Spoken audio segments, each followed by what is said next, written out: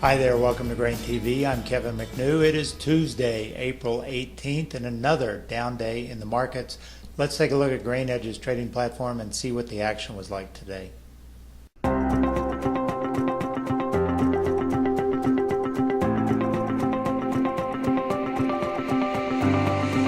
Soybeans were off sharply overnight thanks to weakness in Malaysia's palm oil market and China's soybean futures.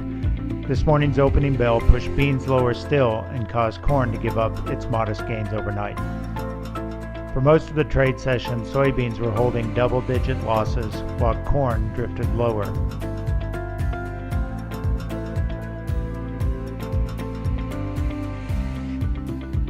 Going into the close, soybeans managed to erase some of the day's losses and close above the lows set on the day.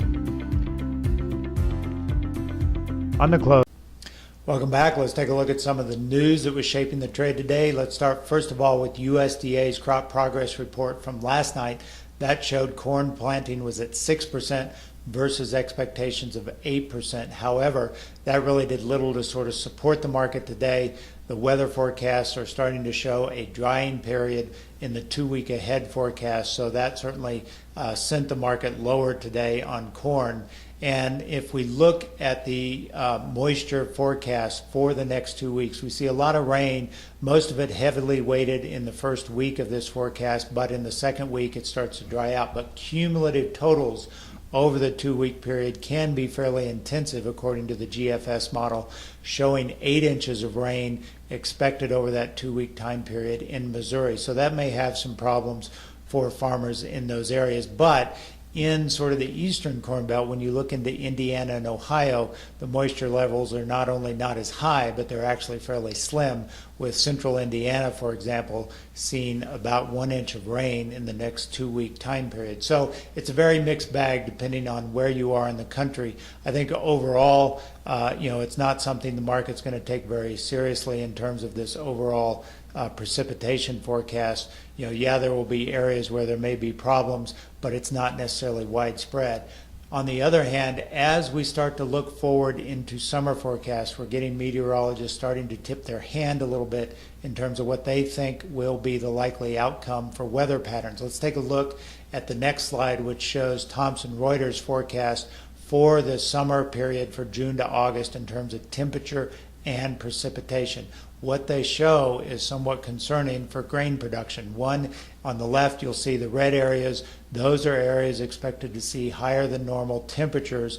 And on the right side, you'll see precipitation where it's expected to be lower than normal. So overall, this is obviously an early season forecast. They're using analog years based on INSO conditions that they're observing now. What they say in their report is that they are seeing a high likelihood of us staying somewhere in that INSO neutral phase, not shifting to a La Nina, and actually it may even be more La Nina-like, which is indicative of a hot, dry summer. So somewhere on the side of warmer temperatures and slightly lower precipitation than normal is what Thomson Reuters forecasts. Now, when you put that all together with what we're seeing now, which is a wet spring, especially in the western corn belt, so if the moisture starts to turn off when we get into the June-July time period, what that means is the crop may have been planted later. We'll see less deep roots in terms of corn crops, and that potentially could be problematic if we do get hot, dry weather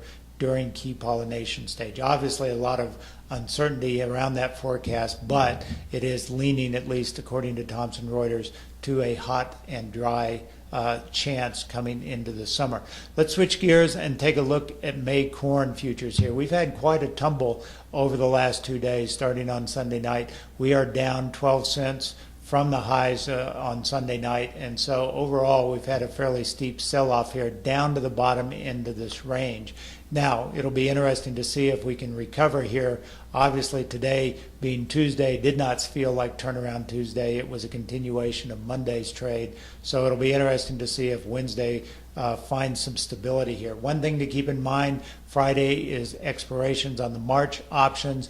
We are trading very, very low-cost premiums on those March options for corn. Right now, a 360 put around a penny, a 365 call around a penny, with the market closing around 362. So very, very cheap protection to get you protection over the next 3 days, or potentially play a speculative trade going into Friday's expiration. As always, if you'd like to learn more about how we can help you in your own grain trading situation by lowering your commission to $7 a side, visit us online at grainhedge.com. Have a great day. We will talk to you on Wednesday.